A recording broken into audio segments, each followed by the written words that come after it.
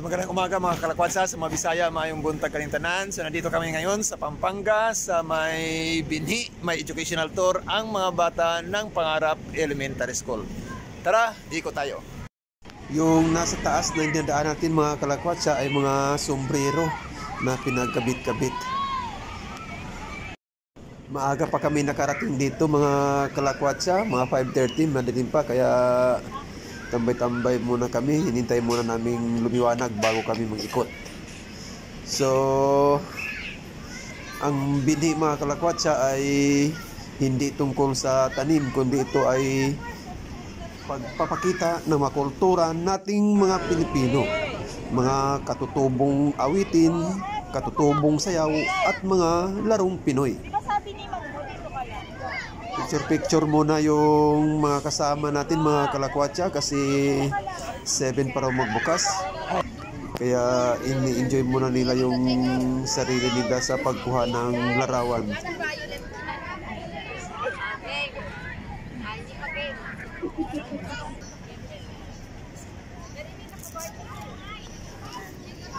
Sir, picture lang mo.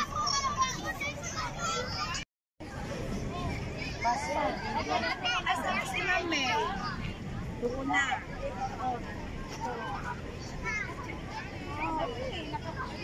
Patay sa Mame pangalan din niya. Picture tayo.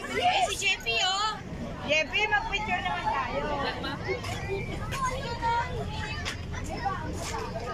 Let's go.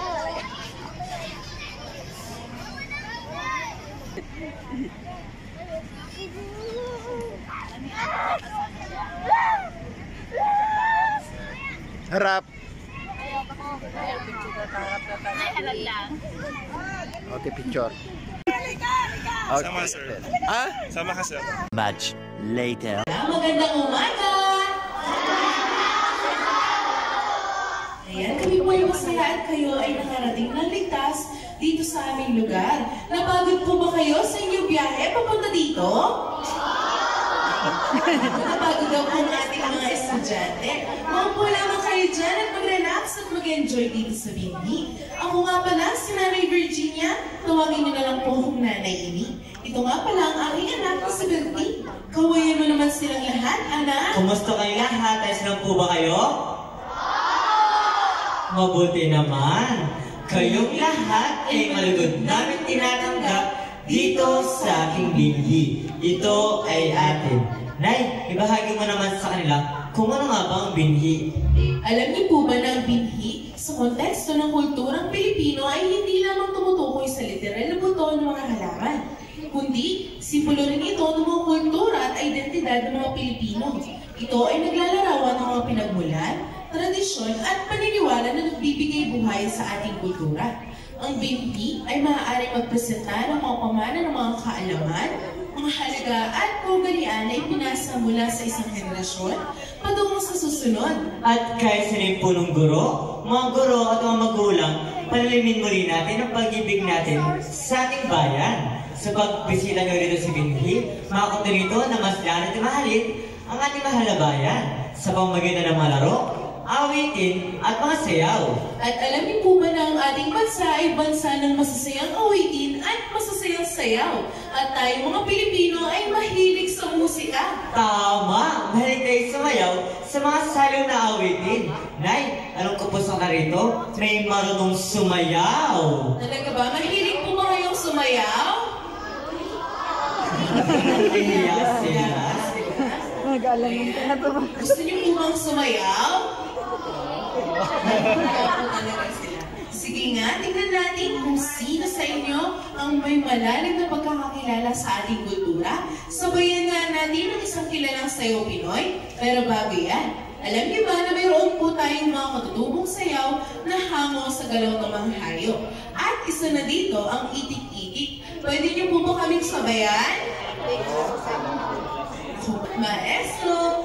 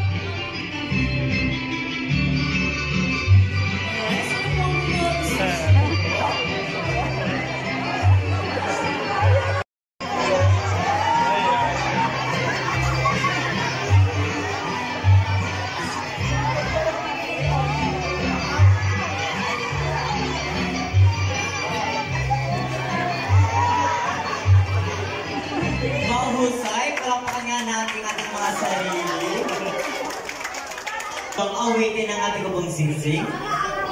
Ano nga ba ang ating pong singsing? Ang ating pong singsing ay isang tradisyonal na awitin ng katutubong Pilipino. Inaawit ito sa salitang Kapampangan. Ang ating pong singsing sa Tagalog ay mayroon pong singsing. Pwede niyo po bang ulitin? Tungkol po ito sa isang ina na nagbigay ng singsing sa kanyang anak. Ngunit nawala na ito. Ngayon, handa na po ba kayong kumawit kasama kami? Wala, mahina na naman. Handa na po ba kayo? Ayan, sabay-sabay tayong awit ha. Maestro. Ayan, sabay-sabay po tayo.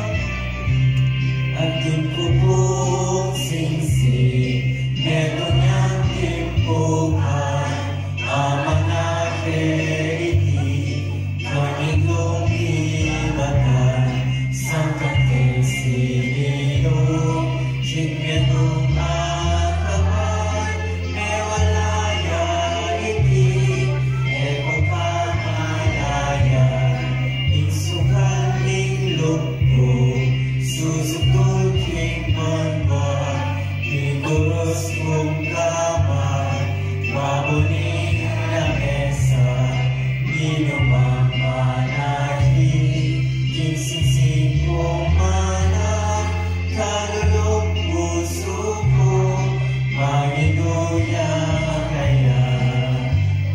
O ayan, mukhang alam niyo na. Ngayon po, sino gustong sumubok din sa harapan? Kasama kami. Ayan, kailangan po namin ng dalawa.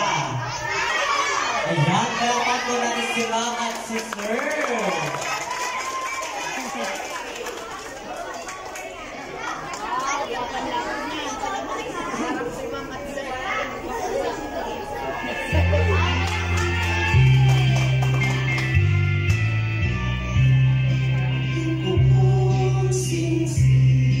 Etong yang timpukan, aman na eriti, kaindong ibaan, sa kanteng silino, kinitong akaban, lewataya iti, ekot amalaya, insukang lingluko, susukang kinbanwa, iguros kong damay, wabuning na mesa, minumang malagi, isising kong mana, kalulong puso ko, maminuya kaya.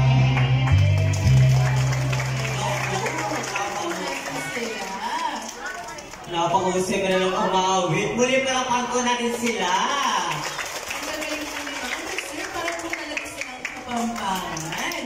Kami ay masaya at nakasama po namin kayo sa araw na ito. Lagi nating isa sa puso ang pagmamahal sa ating kultura at sa ating bansa. Isigaw nga natin, binhi ng kulturang Pilipino. Binhi ng kulturang Pilipino. Isa sa puso. Isa sa puso. Isa sa isip. Isa sa isip. Isa sa buhay. Isa sa buhay. Ulitin po natin ang sabay-sabay with hand gestures.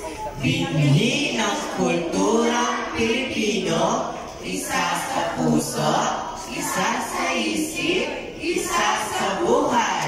At ngayon, ipinapakilala namin sa inyo ang Binhi Performing Arts.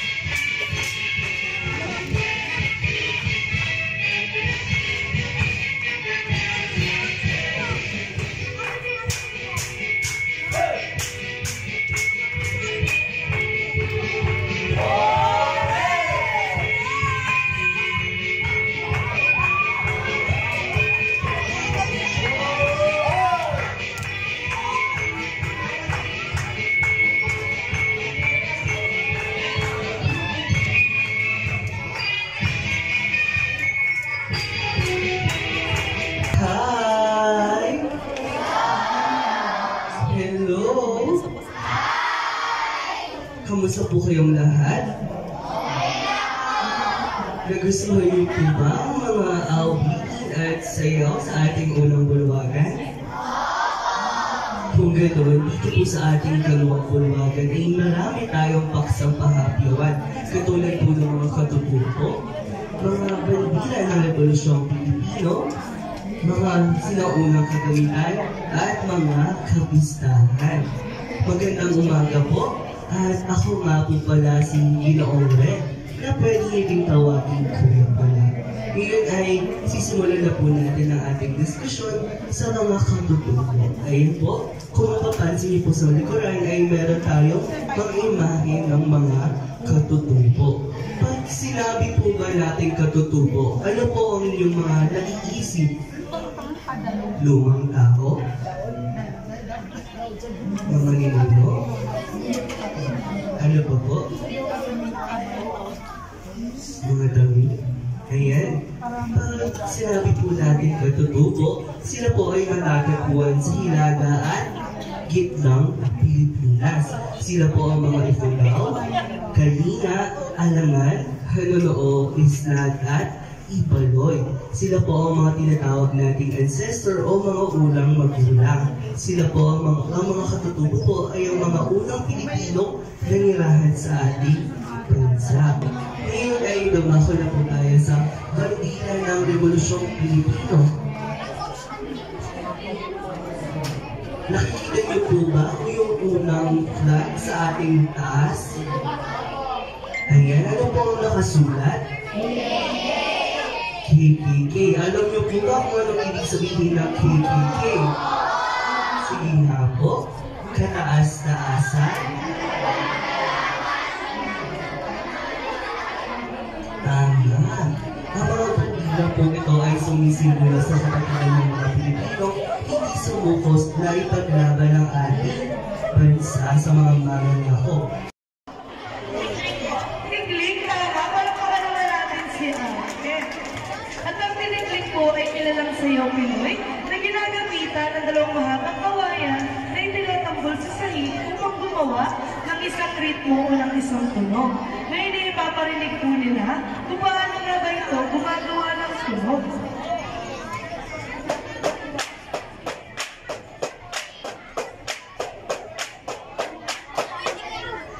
O diba? Napakagaling. Kaya naman po ay dadako na tayo sa pagsasayaw nito. Ang mga mananayaw ay sumasayaw sa pagitan ng dalawang mahabang kawayan habang sinusubukan nilang hindi maipin. Ngayon ay narinig si Ate Liza upang ipakita kung paano nga ba ito sayawin. Maaari po ba palakpakan natin lahat si Ate Liza?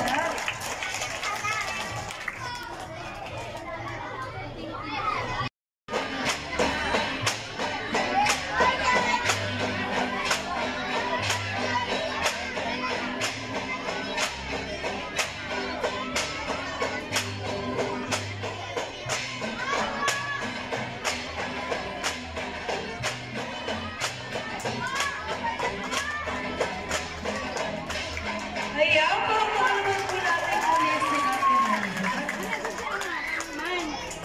At ngayon naman po ay dahil dalawang set po kayo, kukuha kami ng tig-apat o ng dalawang tig-pares sa kabilaan. Sino po sa inyo?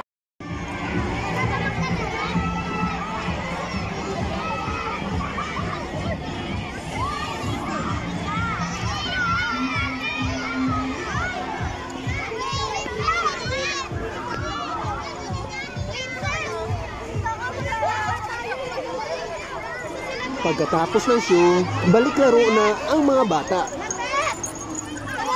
Ito ang ating video ngayon. Sana nagustuhan ninyo. Please paki-like, share, and subscribe na rin. Paki-click na rin ng notification bell. Maraming salamat. Ingat kayong lahat.